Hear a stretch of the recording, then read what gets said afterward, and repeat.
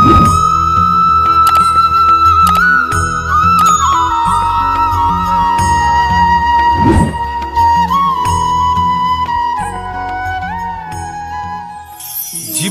তিনটি বিষয় আছে, তিনটি বস্তু আছে, তারা যেন আপনাকে কখনো বশে না করে নিতে পারে।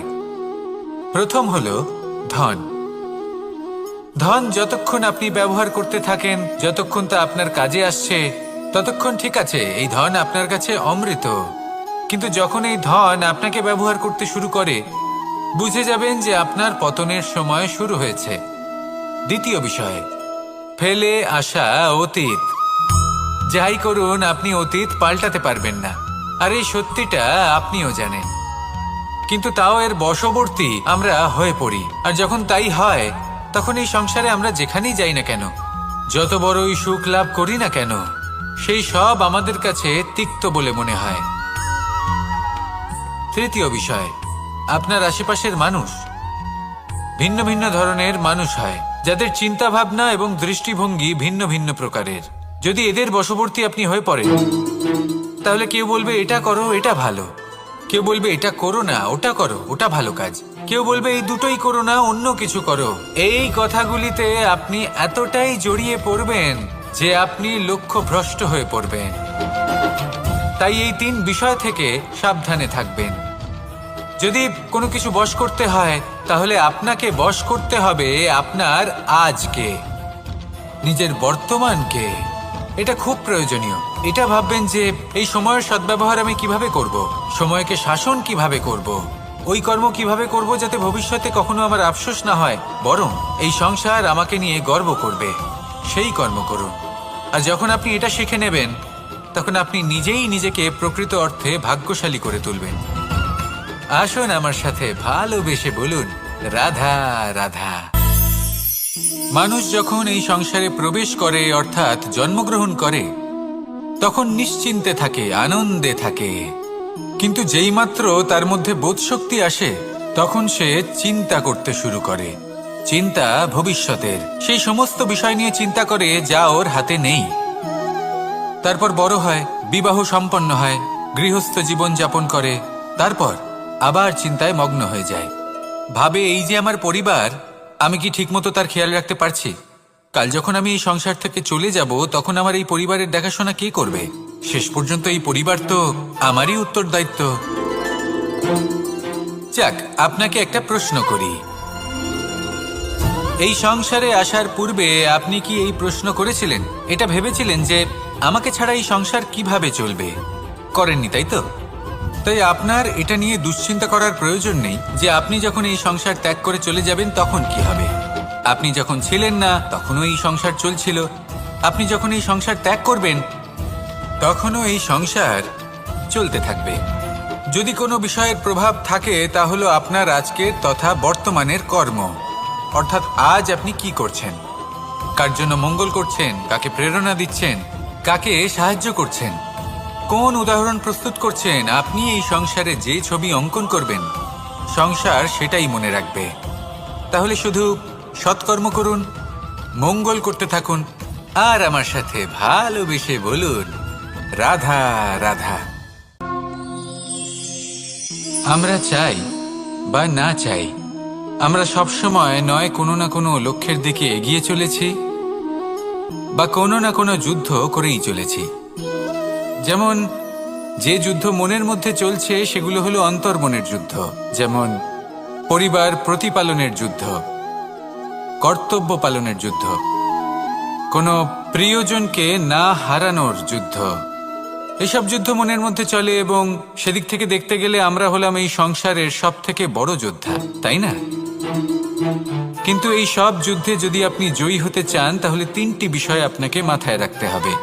প্রথম হলো, সেই ব্যক্তি যিনি এই যুদ্ধে পরাজিত হয়েছেন, তাকে নিজের থেকে দূরে করে দেবেন না, বরং আপনি তার কাছে যান, তার সাথে কথা বলুন, কথাবার্তা চালান, আলোচনা করুন, তার থেকে পরামর্শ নিন এবং বুঝতে চেষ্টা করুন উনি কি ভুল করেছিলেন, এবং সেই ভুল নিজের জীবনে করবেন না। দ্বিতীয়, সেই ব্যক্তি যিনি এই যুদ্ধে জয়লাভ করেছেন, তার অভিজ্ঞতা থেকে শিখুন। তিনি কি কি পদক্ষেপ নিয়েছেন, কিভাবে তিনি প্রারব্ধের গতিপথ বদলে দিয়েছেন, কোথায় বুদ্ধি প্রয়োগ করেছেন আর কোথায় বল প্রয়োগ করেছেন, এই সব কিছু তার থেকে শিখুন। এবং তৃতীয়, আপনার নিজের বিবেক, তার কোনটা উচিত বোধ হচ্ছে, কোনটা অনুচিত বোধ হচ্ছে, সেটা বুঝে নিন। যদি এই তিনটি বিষয় আপনি বুঝতে পারেন, তাহলে ধরে নিন যে আপনি সাফল্যের পথে অগ্রসর হয়ে চলেছেন। আসুন আমার সাথে ভালোবেসে বলুন, রাধা রাধা।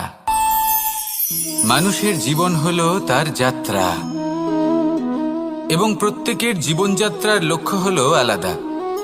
এবার মনের মধ্যে এই প্রশ্ন জাগতেই পারে যে এই জীবনের লক্ষ্যটা গুরুত্বপূর্ণ নাকি যাত্রাটা।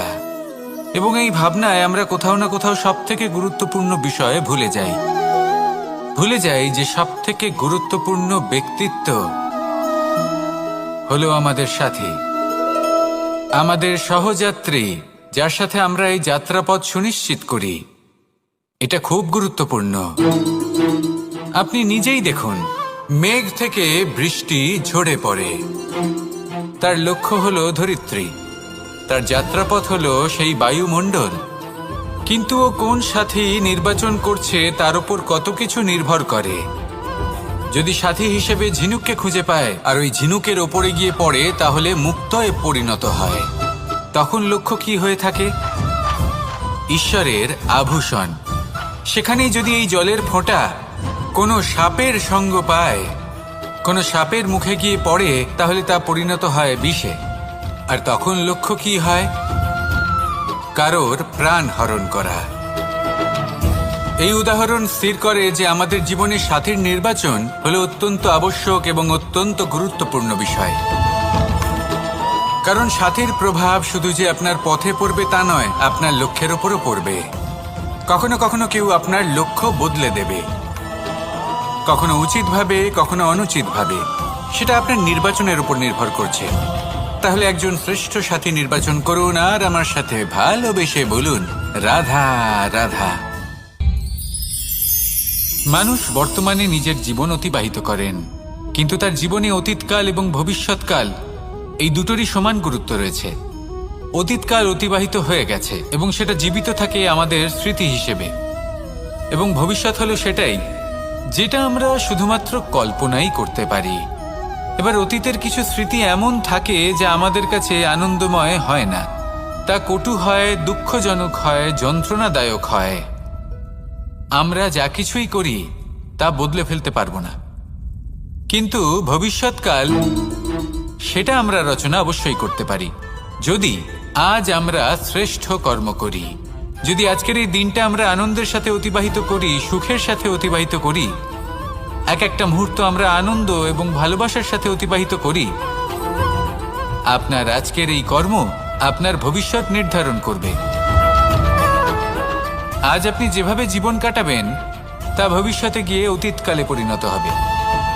আর তখন আপনি এমন স্মৃতি খুঁজে পাবেন যেখানে আপনি প্রত্যেকটি মুহূর্ত প্রেম এবং আনন্দের সাথে অতিবাহিত করেছেন, এবং সেই স্মৃতি মধুর হবে। তাহলে আজ শ্রেষ্ঠ এবং উচিত কর্ম করুন। আপনি নিশ্চিত রূপে একটি উজ্জ্বল, শুদ্ধ, পবিত্র এবং আনন্দময় ভবিষ্যৎ লাভ করবেন। আসুন আমার সাথে ভালোবেসে বলুন, রাধা রাধা। প্রত্যেক মানুষ নিজের জীবনে হীরক তথা হিরে এবং দর্পণ এই দুই দেখেছেন। এই দুই হলো সাদা, এবং এরা দুজনেই আলোর প্রতিফলন ঘটায় এবং এরা দুজনেই উজ্জ্বল হয়ে ওঠে। আপনি হয়তো মনে মনে ভাবছেন যে এটা কি ধরনের তুলনা করছি। একটা হিরে তো রত্ন, তার মূল্য দর্পণের থেকে অনেক গুণ বেশি। কিন্তু হিরে থাকাতে দর্পণের মূল্য কিন্তু কোনো অংশে কমে যায় না, তাই না? মানুষ যখন হিরে নিজের হাতে নেয় তখন সবার আগে কি খোঁজে?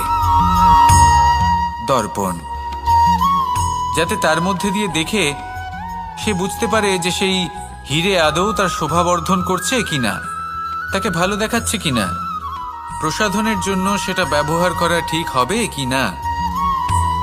অর্থাৎ হীরের উপস্থিতিতে দর্পণের গুরুত্ব কম হলো না। দর্পণের কারণে হীরের মূল্য বোঝা গেল। আমাদের জীবনেও ঠিক এরকমই ঘটে। আপনারা যদি সংসারে নিজের আশেপাশে দেখেন, এমন অনেক মানুষ দেখতে পাবেন যারা নিজেদের ক্ষেত্রে মহান স্থানে পৌঁছেছেন, নিপুণ এবং শ্রেষ্ঠ হয়েছেন। আর তাদের মধ্যে আপনার নিজের মনে হয় যেন আপনি হলেন দর্পণ। নিজেকে ছোট মনে করবেন না। আপনার মূল্য কম হচ্ছে না, আপনার নিজস্ব মূল্য আছে। আর যদি আপনার অস্তিত্ব না থাকে তাহলে ওনাদের অস্তিত্বের মূল্য সংসার বুঝতেই পারবে না। জীবনে সবসময় চেষ্টা করবেন যাতে আপনি আরো বেশি শ্রেষ্ঠ হয়ে উঠতে পারেন।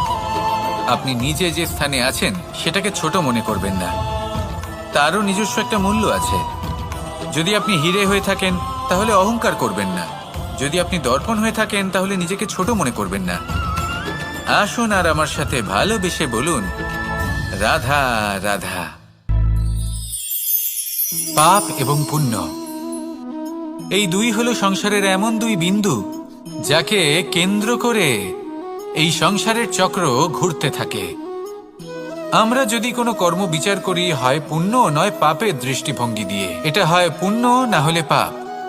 কিন্তু এই পাপ এবং পুণ্য এই দুই নির্ভর করে প্রত্যেক মানুষের ওপর, তার চিন্তাধারা, তার পরিস্থিতির ওপর। ধরুন এমন একজন মানুষ যিনি অনেক দিন ধরে বনে পথ হারিয়েছেন, অনেক দিন হয়তো উনি কোনো খাবার খাননি। এবার এমন পরিস্থিতি চলে এসছে যে এবার যদি উনি খাবার না খান তাহলে হয়তো জীবিতই থাকবেন না। আর এমন অবস্থায় ওনার সামনে যদি কোনো প্রাণী আসে তাহলে তাকে শিকার করা, এটা কিন্তু তার কাছে পাপ নয়, এটা তো জীবিত থাকার একমাত্র উপায়। এটা তার কাছে পুণ্যসম। আর যদি আমি এমন একজন ব্যক্তির কথা বলি যিনি সরল, যিনি একটি সুখী, শান্ত, সুরক্ষিত জীবনযাপন করছেন, তার কাছে কিন্তু এটা পাপ।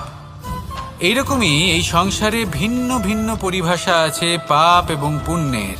তার মধ্যে যদি আমি আপনাকে একটি সরল পরিভাষা দিই, সেটা হলো, জীবনে যখনই কোনো কর্ম করবেন সেটা নিয়ে একটু ভেবে দেখুন যে এই যে কাজটা আমি করছি তার ফলে এই যে অন্য মানুষেরা আছেন এই সংসারে, তারা কি দুঃখ পাবেন? যদি তারা দুঃখ পান তাহলে সেটা পাপ।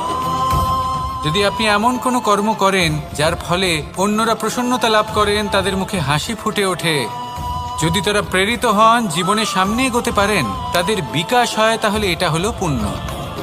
তাই জীবনে সবসময় পুণ্য করতে থাকুন আর আমার সাথে ভালোবেসে বলুন, রাধা রাধা। তালা অনেক পুরনো একটা আবিষ্কার।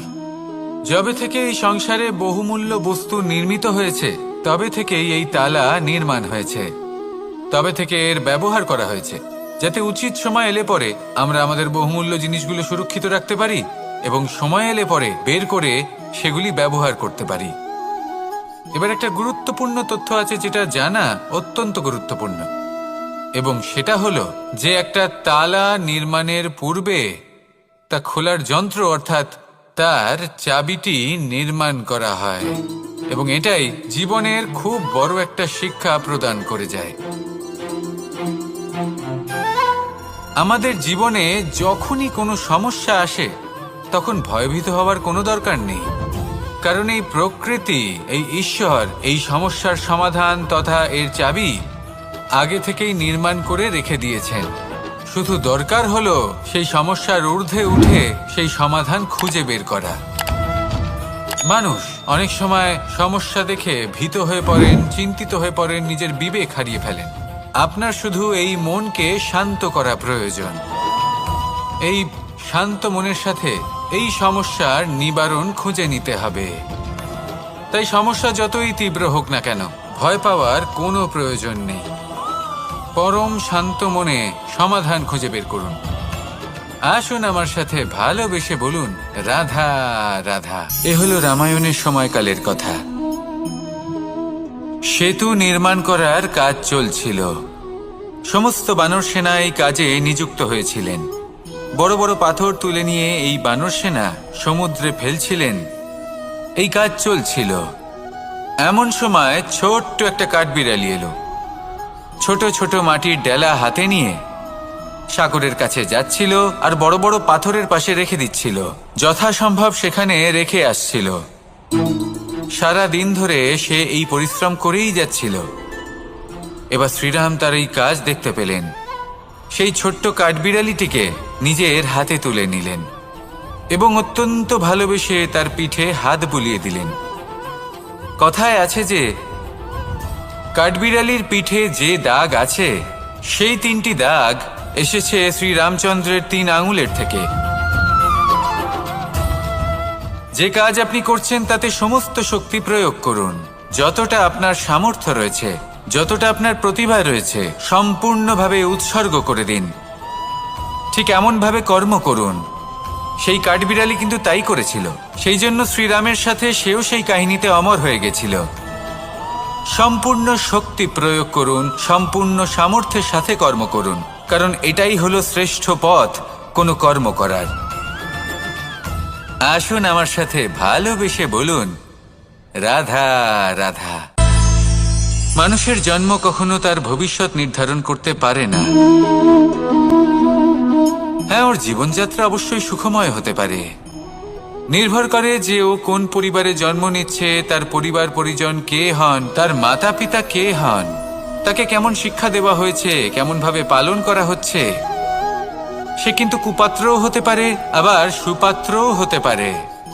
কিন্তু সে চলে যাওয়ার পর এই সংসার তাকে মনে রাখবে নাকি না, আর যদি মনেও রাখে তাহলে কিভাবে মনে রাখবে সেটা নির্ভর করছে তার কর্ম এবং তার নির্বাচনের উপর।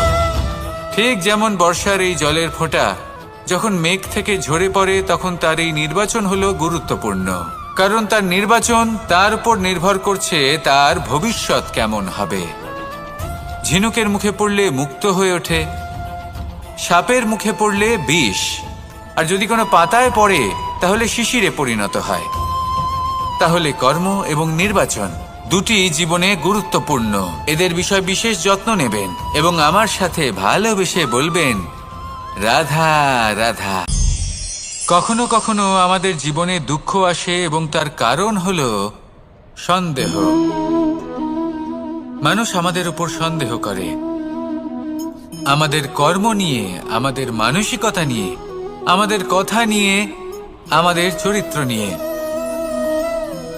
কখনো কখনো আমরা শুভ উদ্দেশ্য নিয়ে কারোর মঙ্গল কামনা করি, তার জন্য কোনো ভালো কর্ম করি, এবং সেই ব্যক্তি আমাদের বন্ধুত্ব নিয়েই, আমাদের সম্পর্ক নিয়ে, আমাদের সততা নিয়ে প্রশ্ন করতে থাকে, আমাদের সন্দেহ করে। তখন আমাদের দুঃখ হয়, কিন্তু এটা হওয়া উচিত নয়। কারণ যখনই কোনো ব্যক্তি আপনাকে সন্দেহ করছে, তাতে আপনারই মূল্য বৃদ্ধি পাচ্ছে।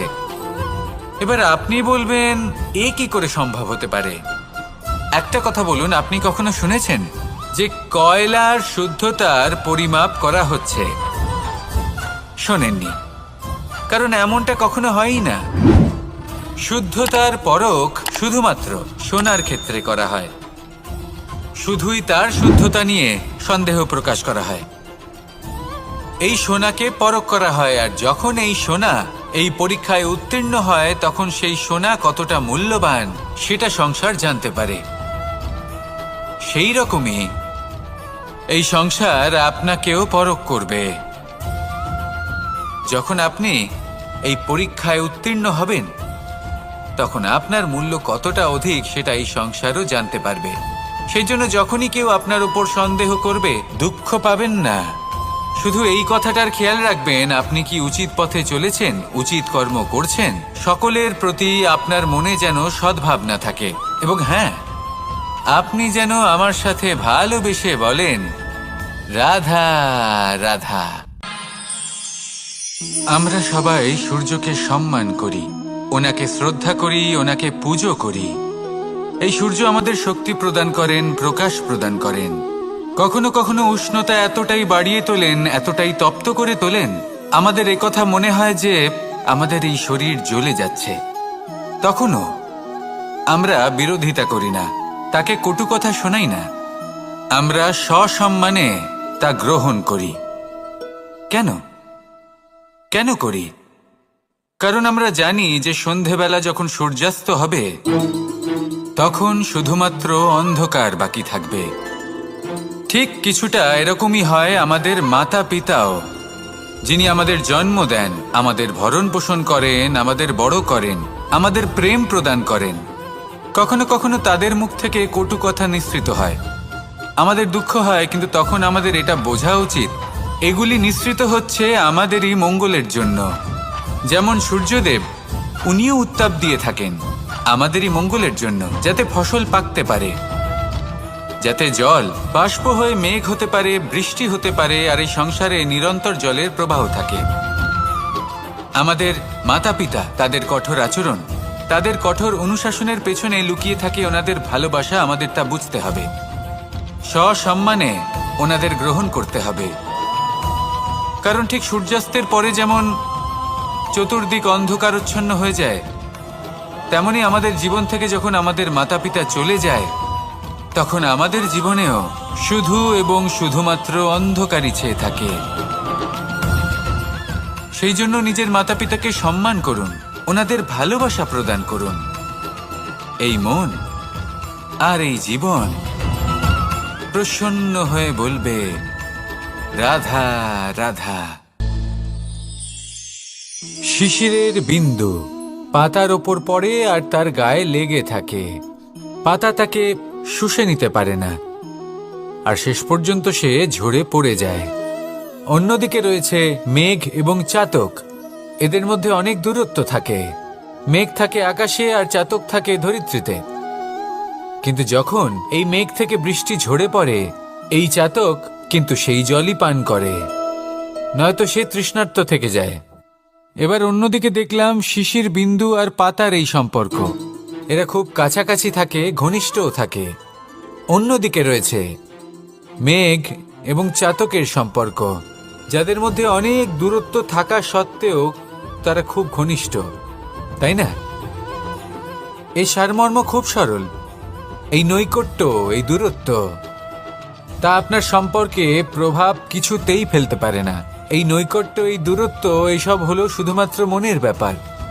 কখনো আপনি অনুভব করেছেন আপনি কারোর থেকে অনেক অনেক দূরে আছেন, অনেক দূরে আছেন, তাও সেই ব্যক্তির প্রতি আপনি টান অনুভব করেন। সেখানে আপনি কারোর সাথে প্রত্যেক দিন অতিবাহিত করেন, সমস্ত জীবন অতিবাহিত করেন, সব থেকে বেশি সময় তার সাথে অতিবাহিত করেন, তাও তার প্রতি সেই টান অনুভব করেন না। এই সংকেত হলো মনের দূরত্বের।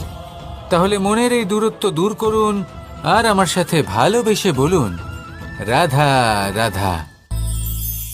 পাখি কখন জন্ম নেয়, কখন উড়তে শেখে, কখন বাসা বানাতে শেখে, কখন নিজের মৃত্যু লাভ করে, এসব আমাদের মধ্যে কেউ জানি না। কিন্তু পাখি একটা কথা খুব ভালো করে জানে, যে এই সংসারে ও যা কিছুই করুক না কেন, এই সংসারের ওকে নিয়ে কিচ্ছু যায় আসে না। এবার আমরা কি করি? কোনো কাজ করার আগে আমরা এটা ভাবি যে এই সংসার যদি আমাকে দেখে ফেলে, তাহলে কে জানে এই সংসার কি ভাববে, আমার প্রতিচ্ছবি কেমন তৈরি হবে কে জানে, কে জানে কি হবে আদি ইত্যাদি। এই সব ভাবনায় আমরা মগ্ন হয়ে যাই। কিছুটা এমনভাবে মগ্ন হই যে বর্তমানের কর্মের এই জীবনের যাত্রাপথে সেই সময়ের আনন্দ উপভোগ করতে ভুলে যাই। এবার দেখুন একটা পাখি কি করে। ওর কর্ম হলো গান গেয়ে চলা। ওই পাখি গেয়ে চলে, কেউ ওর গান শুনুক বা না শুনুক, কেউ আদৌ শুনছে কিনা সেই বিষয়টা নিয়ে সেই পাখির কিছুই যায় আসে না। সেই পাখি নিজের কর্ম করতে থাকে।